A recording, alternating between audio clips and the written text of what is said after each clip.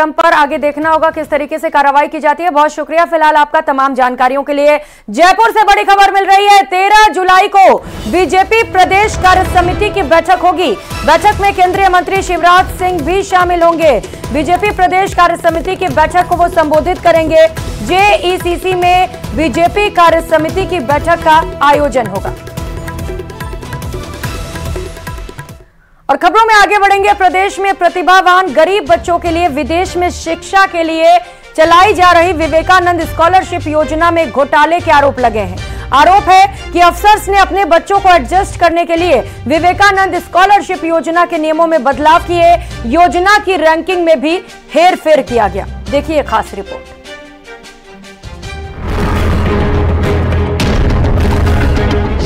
Vivekananda scholarship योजना में फर्जीवाड़ा, अफसरों पर योजना के नियम बदलने का आरोप, अपने बच्चों को एडजस्ट करने के लिए बदले नियम। राजस्थान में सरकार बदलने के बाद में राजीव गांधी स्कॉलरशिप योजना का पहले नाम बदला गया, लेकिन अब जब नाम बदलने के बाद में इस योजना का लाभ लेने का मौका आया तो इस योजना से जुड़े नियमों को ही बदल दिया गया है। योजना के नियम बदलने को लेकर के जो संबंधित जो अभ्यर्थी हैं वो इस पूरे मामले की शिकायत लगातार सरकार से कर रहे हैं।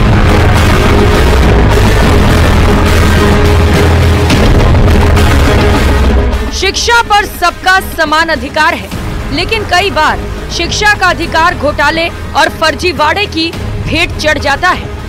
ऐसा ही एक मामला विवेकानंद स्कॉलरशिप योजना में देखने को मिल रहा है। आरोप है कि गरीब प्रतिभाशाली छात्रों को विदेश में पढ़ाई के लिए चलाई जा रही विवेकानंद स्कॉलरशिप योजना में अफसर्स ने अपने बच्चों को एडजस्ट करने के लिए नियम बदल दिए हैं। स्वामी विवेकानंद स्कॉलरशिप में स्कॉलरशिप देने की बात हो रही है। 17 मई को गाइडलाइंस आए थे कि टीएचई की रैंकिंग को फॉलो किया जाएगा इंजीनियरिंग में स्कॉलरशिप देने के लिए, जिसमें टॉप 25 कॉलेजेस जो टाइम्स बताता है इंजीनियरिंग में होने चाहिए, उसके बेसिस पर ये स्कॉलरशिप देंगे। हुआ एक्चुअली ये कि उस लिस्ट के अंदर में 8 यूनिवर्सिटीज़ जो एक्चुअल होनी चाहिए थी वो नहीं थी और 8 दूसरी यूनिवर्सिटीज़ को डाल दिया गया। टाइम्स को हम यहाँ पर शिक्षा विभाग को 20 तारीख को हमने रिटर्न एप्लीकेशन दे दी थी, साथ में वो बैकअप भी था ईमेल का कि ये रैंकिंग गलत है। आरोप है कि न सिर्फ योजना के नियम बदले गए बल्कि गरीब बच्चों का हक मारने के लिए रैंकिंग में भी बदलाव किया गया। छात्र अपनी प्रतिभा के दम पर स्कॉलरशिप का लाभ उठाते उससे पहले ही योजना में अफसरों ने अपनी प्रतिभा दिखा दी। आरोप है कि अफसर्स ने QS रैंकिंग की जगह टाइम्स हायर एजुकेशन की रैंकिंग लागू कर दी। ऐसे में जिन छात्रों ने जनवरी महीने में QS रैंकिंग के मुताबिक आवेदन किए थे उनके आवेदन रद्द हो गए, क्योंकि जिन कॉलेज में आवेदन किया गया वो टाइम्स हायर एजुकेशन की टॉप रैंकिंग में शामिल नहीं थे। आरोप है कि आखिरी वक्त में टाइम्स हायर एजुकेशन की रैंकिंग से कई यूनिवर्सिटी को निकाला गया और नई यूनिवर्सिटी को शामिल किया गया। अब 1 जुलाई को टाइम्स ने डायरेक्टली एजुकेशन डिपार्टमेंट को मेल लिखा है कि जो आप रैंक्स फॉलो कर रहे हैं वो गलत हैं। आप वो रैंक अगर देखना चाहें तो पेज नंबर 28 पर गलत रैंकिंग छपी हुई है जो नई गाइडलाइंस आई थी, और उन्होंने खुद ये व्यक्त किया है कि ये सही रैंकिंग है और दूसरी कोई भी रैंक गलत है। तो हम यही गुजारिश करेंगे कि सही रैंक तो एटलीस्ट पब्लिश हो, जिससे जो एलिजिबल बच्चे हैं वो पार्टिसिपेट कर सके। आज की तारीख में स्थिति ये है कि जो रैंक छपी हैं उनमें 8 यूनिवर्सिटीज़ जो एलिजिबल नहीं है वो उसमें हैं, और जो एलिजिबल 8 यूनिवर्सिटीज़ हैं वो बाहर है, और रैंकिंगों में भी ऊपर नीचे है।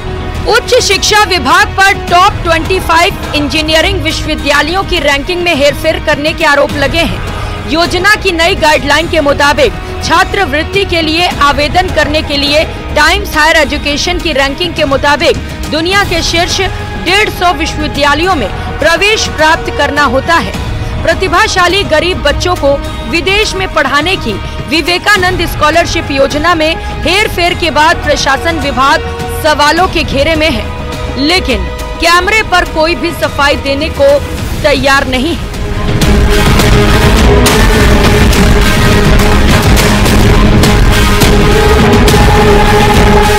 फिलहाल योजना के नियम बदलने के बाद से अब योजना सवालों के कटघरे में खड़ी हो चुकी है और सरकार से अभ्यर्थी मांग कर रहे हैं कि योजना को यथावत रखा जाए।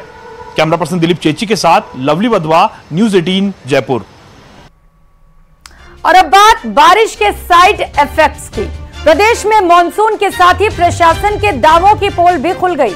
शहरों से लेकर ग्रामीण इलाकों तक झमाझम बारिश का दौर जारी है। सड़कें दरिया बन चुकी हैं, गलियों में नाले बह रहे हैं, सड़कें धंस चुकी हैं, जल जमाव से जनजीवन अस्त व्यस्त हो गया। देखिए उसी पर यह खास रिपोर्ट।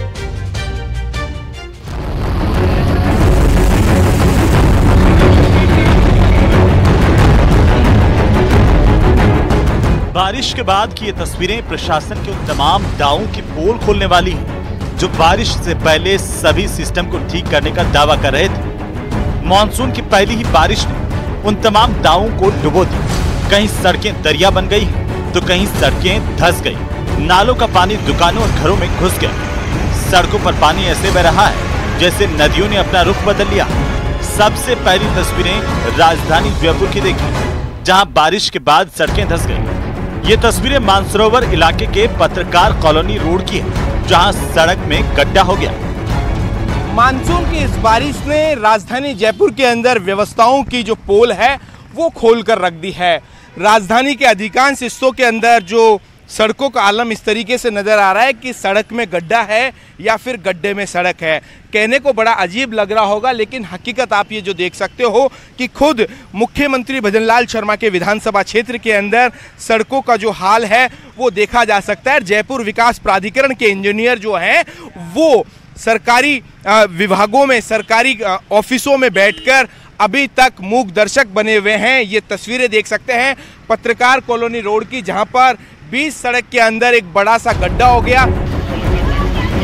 वहीं चूरू के सुजानगढ़ में दोपहर बाद करीब आधे घंटे की झमाझम बारिश की वजह से जहां एक और किसानों के चेहरे खिल उठे, तो वहीं गलियों, सड़कों पर पानी भर गया। बच्चे बारिश के पानी में खेलते नजर आए। गांधी चौक की कुछ दुकानों में भी पानी भर गया, जिससे व्यापारियों को दिक्कतों का सामना करना पड़ा।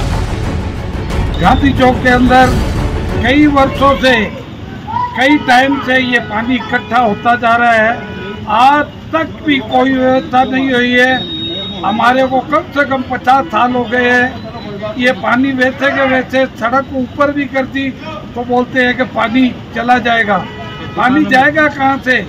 जब गेनानी नहीं खुदाई होगी तब तक पानी जाएगा कहाँ से? कमोबेश बीकानेर के श्री डूंगरगढ़ उपखंड के कई इलाकों में भी यही हाल है, जहां बारिश से नेशनल हाईवे 11 और अस्पताल के गेट के पास पानी करीब 2 से 3 फीट तक भर गया। मुख्य बाजार, स्टेट बैंक, पोस्ट ऑफिस जाने वाली रोड जलमग्न हो गई। यातायात व्यवस्था को सुचारू करने के लिए कड़ी मशक्कत करनी पड़ी, क्योंकि चौराहे पर पानी भर गया। वहीं कोचिंग नगरी कोटा में मूसलाधार बारिश से नयापुरा कोर्ट परिसर पानी से लबालब हो गया। वकीलों के बैठने की खुली जगह में भी पानी ही पानी दिखाई दे रहा है। कोर्ट आने और जाने वाले लोगों को भारी दिक्कतों का सामना करना पड़ा। घंटों कोर्ट परिसर में पानी की निकासी के लिए स्थायी समाधान नहीं हो पाया। झुंझुनू के जिला अस्पताल परिसर में पानी ने घुसपैठ की, जिससे निकालने के लिए कर्मचारियों को कड़ी मशक्कत करनी पड़ी। अस्पताल की छत से पानी टपकने लगा। यही नहीं, पानी छतों से टपका और बिजली के बोर्डों में भी चला गया, जिससे अस्पताल के कुछ जगहों की लाइन फॉल्ट हो गई। मरीजों को भी आने जाने में परेशानी का सामना करना पड़ा। बारिश होने की वजह से वैसे भी हॉस्पिटल के सेकंड फ्लोर का निर्माण दिन मंजिल का काम चल रहा है, तो इस वजह से कुछ पॉकेट्स के अंदर असुविधा हुई और उससे कुछ ड्रेनेज पानी आया।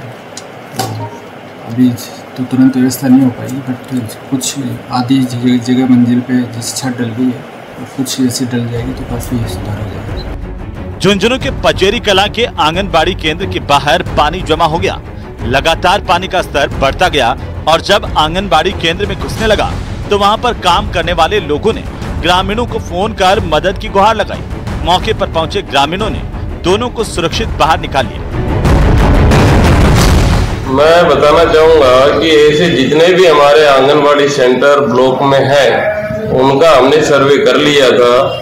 मरम्मत के लिए हमने प्रस्ताव भी उप निदेशक कार्यालय झुंझुनू भेजे हुए हैं। और संबंधित कार्यकर्ता को हमने पाबंद कर दिया था कि मानसून सत्र जब तक रहता है 1 महीने 2 महीने वो सेंटर को शिफ्ट कर लें, निजी भवन में चलाएं, सामुदायिक में चलाएं, वो भी नहीं है तो किराए के भवन में चलाएं, विभाग उनको किराया दे करेगा। अलवर में बारिश ने ऐसी तबाही मचाई कि गोविंदगढ़ उपखंड क्षेत्र की पंचायत फाहरी में एक मकान तिनके की तरह से जमींदोज हो गया। गनीमत रही कि समय रहते परिवार के सदस्य घर से बाहर आ गए, नहीं तो बड़ा हादसा हो सकता था। घर का सामान, बर्तन, संदूक, पलंग सब टूट गए। छत की पट्टियों के नीचे दबकर सारा सामान नष्ट हो गया। अब परिवार के सामने बारिश के मौसम में सर छिपाने के लिए जगह भी नहीं बची। करौली में भी बारिश की वजह से जनजीवन प्रभावित हुआ है। गलियों में पानी भर गया। ये तस्वीरें शहर की विवेक विहार कॉलोनी की हैं, जहां स्कूल जाने के लिए बच्चों को परेशानी का सामना करना पड़ा। बारिश के पानी के बीच ही बच्चे स्कूल के लिए मजबूर हैं। शहर के नाले नालियां चौक पड़े। चारों तरफ से पानी इकट्ठा हो जाता है, जिसमें इस मेन रास्ते पे 3-4 स्कूल भी हैं। उनके बच्चे उस पानी में होकर के आते हैं और पानी में उठते गिरते हैं। बच्चे, बुजुर्ग, बीमार मरीज लोग हैं, उनको भी अस्पताल या कहीं ले जाने में परेशानी आती है। मानसून के शुरुआती दौर ने ही प्रशासन के दावों की पोल खोल दी है। शहर से लेकर ग्रामीण इलाकों तक की गलियों और सड़कों में पानी भरा हुआ है। आसमान में काले बादल छाए हुए हैं, तो मौसम विभाग आने वाले दिनों में अच्छी बारिश का अनुमान जता रहा है। साथ ही लोगों से अलर्ट रहने को कहा गया है। Bureau report, news 18 Rajasthan.